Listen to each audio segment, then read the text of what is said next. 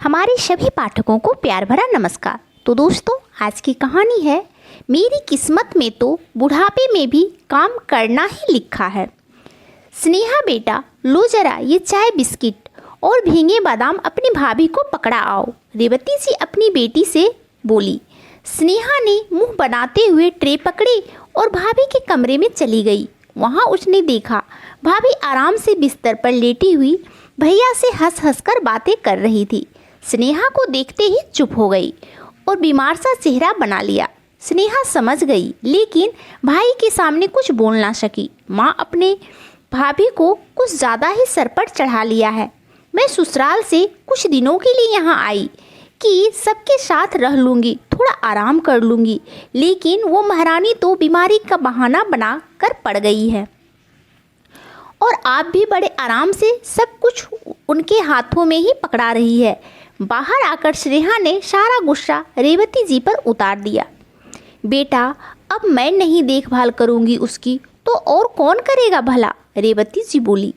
माँ, वो वाकई में बीमार हो तब तो चलो बात समझ में आती है, लेकिन वो तो बिल्कुल भली चंगी है। हंस हंस कर भैया से बातें कर रही थी, मेरे जाते ही मुंह उतर गया। स्नेहा चिढ़कर बोली, अब कर भी क्या सकते हैं बेटा, मेरी किस्मत में तो बुढ़ापे में भी काम करना ही लिखा है, तो करना ही पड़ेगा। लेकिन स्नेहा को अपनी भाभी दीपिका का यूँ आराम फरमाना अच्छा नहीं लग रहा था। दोपहर को रेवती जी ने ही लंच तैयार किया।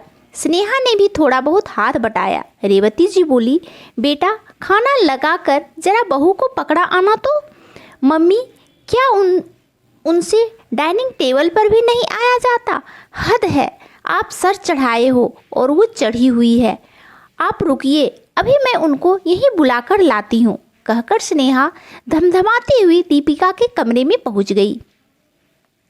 दीपिका आराम से चादर ओढ़े हुए लेटी थी। भाभी, लंच तैयार है, चलिए मम्मी बुला रही है, वहीं बैठकर खाइए और बीमारी का बहाना बनाकर यूँ आराम फरमाना अब बस भी कीजिए। स्नेहा से रहा ना गया और झल्लाते हुए बोल पड़ी। दीपिका ने कोई जवाब नहीं दिया तो स्नेहा का पारा साथ में आसमान पर जा चढ़ा। भाभी, हद होती है बदतमीजी की, आपको तो सुनाई ही नहीं दे रहा। दीदी, सच बात है, हद होती है बदतमीजी की। आप अपनी सास ननद से चाहे जैसे भी बर्ताव कीजिए, लेकिन जब बात आपकी माँ और आपकी आई तो सही गलत नज़र आने लगा। दीपिका वेग से बोलती हुई उठ बैठी। क्या मतलब है आपका? स्नेहा तिलमिला उठी। मतलब साफ है दीदी, यही तो आप अपनी ससुराल में करते आ रहे हो। 2 साल हो गए आपकी शादी को, लेकिन आपने एक भी दिन अपनी सासू माँ को सुकून का कोई पल नहीं दिया। जब जब आपकी ननद आती है आप फौरन बीमार पड़ जाती है। आपने कभी उन्हें प्यार से कुछ बनाकर खिलाया पिलाया?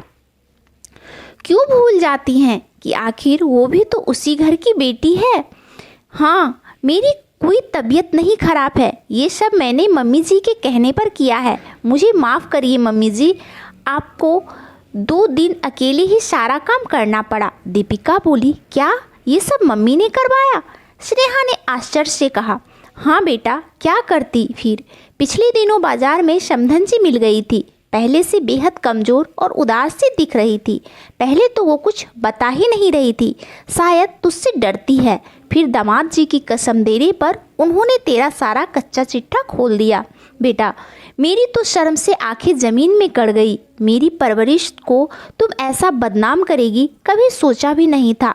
तुम क्यों भूल गई कि जैसे मैं यहाँ माँ हूँ वैसे ही वो भी तो माँ है। उनके काम करते हुए तुम्हें जरा भी लज्जा का अनुभव नहीं हुआ? जब मैं तुमसे पूछती थी कि काम क्यों नहीं करती हो, तब तुमने कहा कि सासू माँ नहीं करने देती, उन्हें शायद तुम्हारा काम करना नहीं पसंद आता। अरे पसंद तो तब आए जब तुम करो। अपनी माँ को काम करते देख पीड़ा हुई, लेकिन ये नहीं सोचा कि तुम्हारी ननद, पति, ससुर को कितनी पीड़ा होती होगी। बस मम्मी, बस आप दोनों मुझे माफ़ कर दो। आपने वाकई मेरी आंखें खोल दी। मैं कितना अनर्थ कर रही थी, मुझे एहसास ही नहीं था। अब मैं आपको शिकायत का मौका बिल्कुल भी नहीं दूंगी। स्नेहा नज़रें नीचे करके बोली।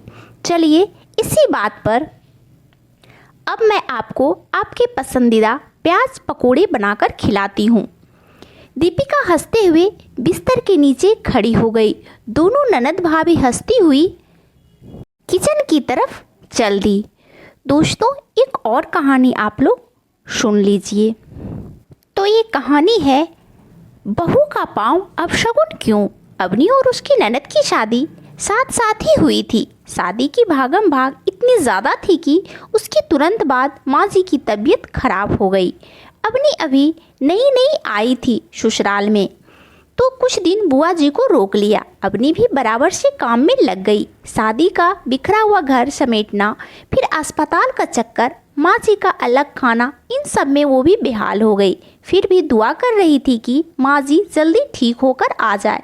कुछ दिन में माँ जी अस्पताल से आ गई। सब खुश थे कि कोई अनहोनी नहीं हुई। दिन में अवनी गर्म दूध लेकर माँ जी की दवाई देने जा रही थी कि बुआ जी सास की बात सुनकर रुक गई। वो कह रही थी, निर्मला, तेरी बहू के कदम शुभ नहीं है। देख, घर में कदम पड़ते ही तेरी जान पर बन आई।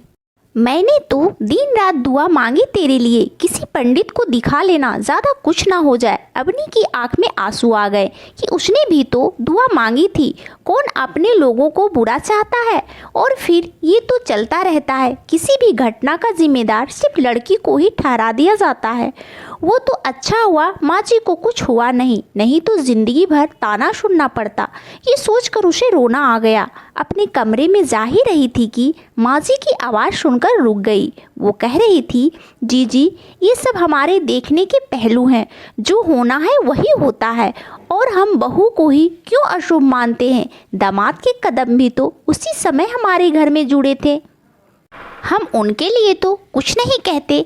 ऐसी बातें सोचकर मैं अपनी बहू को दूर करना नहीं चाहती। कल को कुछ भी होगा तो उससे ही जुड़ जाएगा। वो तो बेचारी अपनी खुशी भूलकर जी जान से लगी थी।